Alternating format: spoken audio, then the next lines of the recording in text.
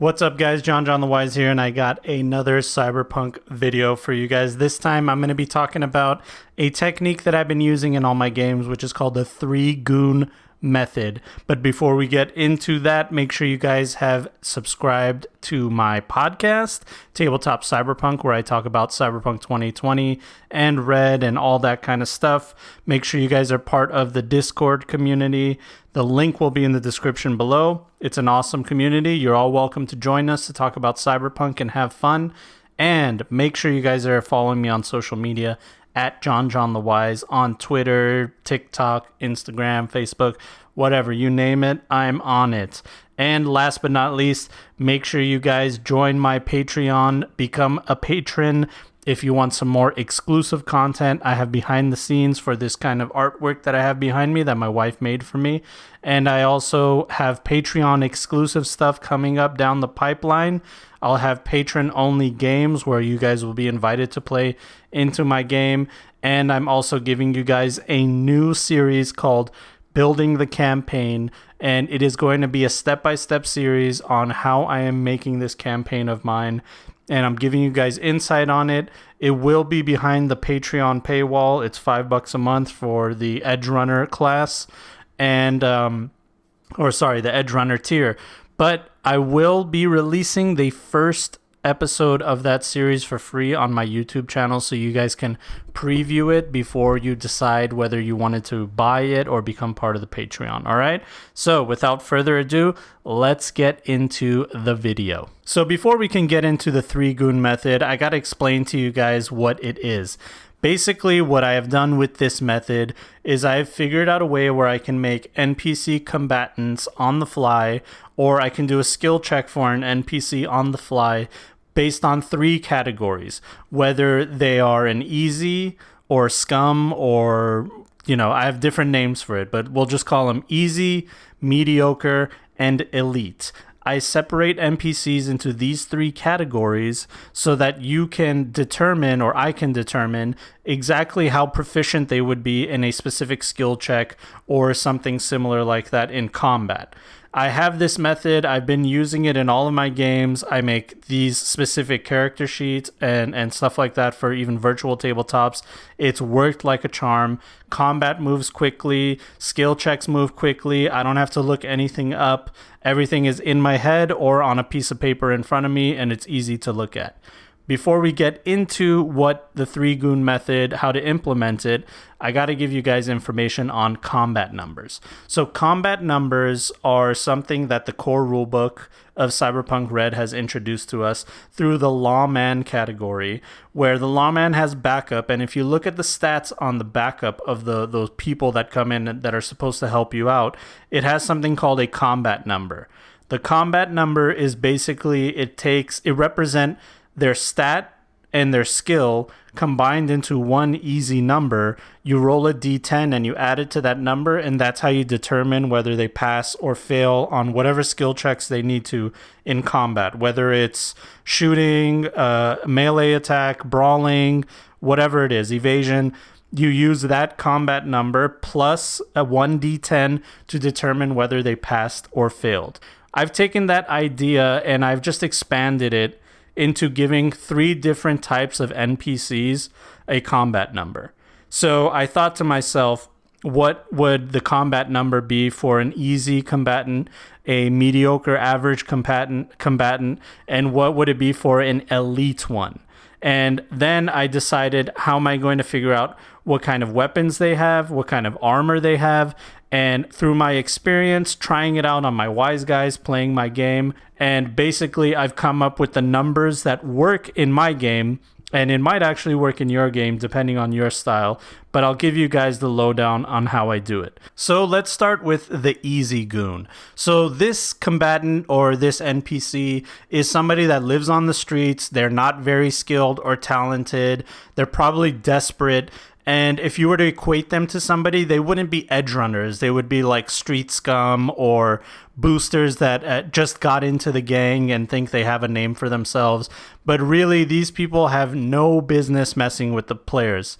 A starting character will destroy this NPC. And even in large numbers, it's not going to be a fair fight. If there's 4 players and 4 easies, they're all going to get murked, like, quickly. But that's the idea of them. These are people that the players will realize very quickly, like, these guys are way out of their element. They should not be messing with us. And let's talk about their stats. So their combat number is an 8. What you're doing is you're taking their reflex or dexterity or whatever is supposed to be the thing that mixes into their combat, and you're giving them a 4 on their stat and a 4 on their skill. That's the mentality that I went with. It could also be 5 and 3, but I feel like 8 is like a perfect number in between. I also use this for roleplay scenarios where you're talking to an easy combatant or easy NPC, and you can intimidate them easily. Their intimidate score will not work really well. I use it for all kinds of skill checks. So their combat number is an 8 plus 1d10, and their initiative is 1d10 plus 4, taking 4 as their reflex or whatever you want to. This is something you can change, but in my experience, it worked out really well. And I've given them 0 SP on their head, 7 SP on their body, and 15 health points, HP. So the reason I did that is because, remember, these goons are supposed to die quickly. They're supposed to be dealt with quickly. And giving them 15 HP and low body armor, I mean, a 7 is not super low, but it's low enough that the players can ablate it in the first round, and in the second or third round, this NPC will probably be dead by then, especially if we're talking about melee combat. And I give them 2d6 or 3d6 weapons, whether they are pistols or assault rifles or whatever you want to call it. I give them low quality, low grade weapons, and this is the type of damage that they do, because they can't afford the good stuff. They don't have the resources, they don't have the skill or talents to be able to obtain these things. So their limitation is using whatever weapons they can find. And usually that means it's an improvised weapon or a weapon of low quality. And that's what 2d6 or 3d6 will give you. Rate of fire, up to you. Like I said, all that kind of stuff is up to you. But make sure that they don't do that much damage, and they're easy to take out. All right, now let's talk about average goons. These are the normal combatants that your players will be going up against. And the reason I call these average and normal is because these are kind of in line with your players as far as weapons and armor and health.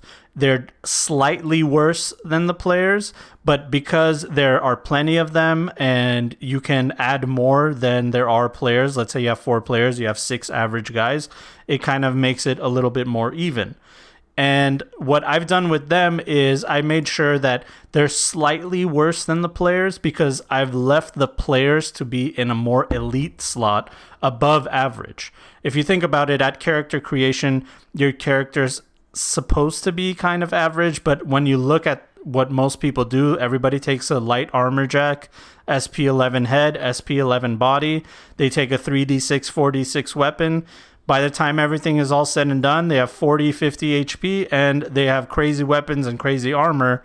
They put themselves in an elite category off of character creation no matter what.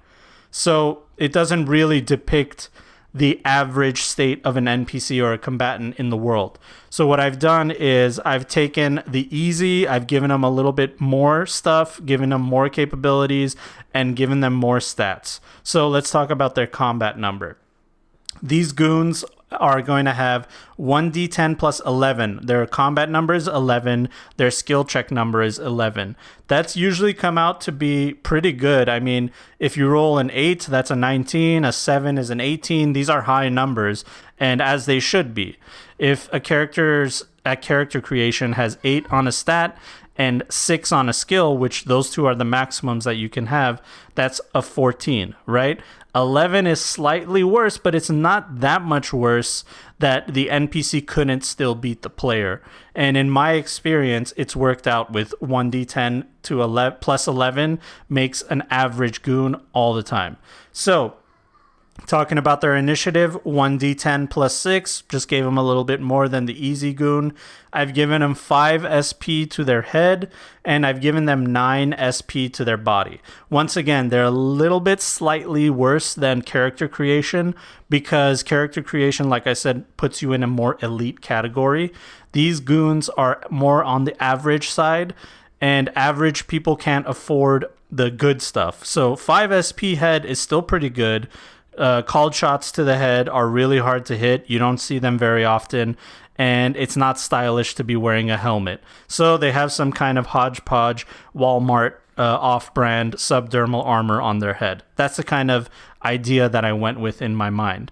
Then I've given them a 9 SP body, which is pretty much like a lightly used armor jack or pre-owned or heavy leather jacket or something that is more readily available to the average edge runner than a SP11 body and head armor. So this puts them in a category where in 3 to 6 rounds of combat, this combatant can ablate their armor enough where they're pretty much dead.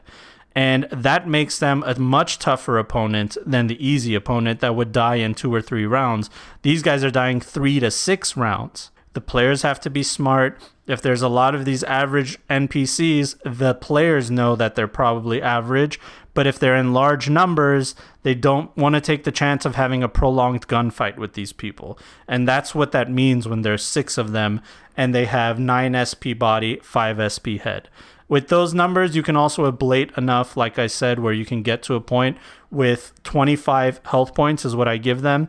At 25 health points, they can't really get one shot by most things, and they still have armor that can protect them. So like I said, 3 to 6 rounds, 6 being the maximum I've seen these guys survive.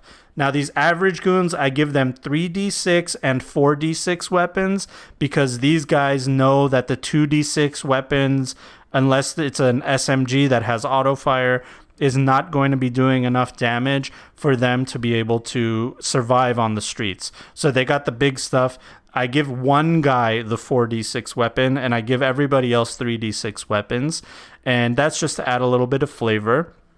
And then I'll roll 1d3 for grenades and special ammo. 1d3 is basically 1d6 divided by 2 rounded up. So 1 and 2 is 1. 3 and 4 is 2. 5 and 6 is 3. That's what a 1d3 is if you've never seen that before. I'll roll 2d6s, divide them by 2, and that's how many grenades they have and special ammo. What kind of grenades? What kind of special ammo? You decide. You're the game master. If your players went heavy into high armor, it's armor piercing. If they went heavy into cyberware, it's EMP ammo and stuff like that. So it's up to you. Decide on the fly what kind of special ammunition and special grenades these guys have. Now, let's move on to the elite choice. The elite choice of goons. These guys are Arasaka security. These guys are top solos. These guys are badasses. They're on the same level as the players, and they usually will have the same stat lines, same stat blocks, same weaponry, and expertise as the players. And one thing I've always heard other Cyberpunk game masters say is if you really want to get your players scared, send goons after them with the same stats as them. And this is exactly what I've tried to implement with the elite goons. These guys are hard to kill. They are just as proficient as the players, and the players would rather just not deal with it. They have no choice, but they would rather not deal with it. Let me give you their combat number. 1d10 plus 14 is what they do for combat and skills. That means that they have an 8 and a 6, like character creation, or a 7 and a 7, whatever you want to call it, but they're on the same level as the players. Even after using IP and stuff like that, they're probably going to be still at the same level as the players, which makes them a really, really tough opponent. I give them 1d10 plus 8 initiative. If the characters have 8, the players have 8 on their reflex, that'll be the same initiative as them. So these enemies will have the same initiative. Their armor is 11 SP head, 11 SP body, just like what everybody takes at character creation, unless they want to do something lore-wise, like my Netrunner, who has 4 SP body. He's crazy. And they have 35 HP. You can bump it up to 40 or 50. It's up to you. I like 35 because they're already elite enough. They already have the protection that they need to be able to survive. So giving them more health, I don't see really much of a benefit of it other than just prolonging combat. So 35 HP is more than enough, I feel like, to move things along. Now, I usually give them 4d6 and 5d6 weapons. These are heavy hitting weapons like assault rifles, very heavy pistols, very heavy melee weapons. These guys are here to kill, just like the players when they make their characters at character creation. These goons are here to kill people. 1d6 for grenades, 1d6 for special ammunition. And basically what this gives me is an idea whether these guys are loaded for bear or not. Do they have a bunch of AP ammo? Do they have a bunch of acid rounds? This is what will determine to me. If I roll 2 6s, then the players should be scared because these guys have come with the right equipment. They have modifications on their weapons. They have special ammunition. They have it in large quantities. And they're on the same level combat-wise with the players.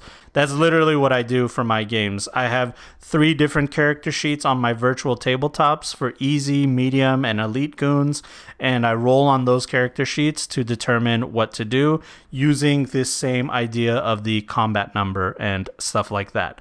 Now, before we end this video, I do want to talk about one more thing, which is special goons.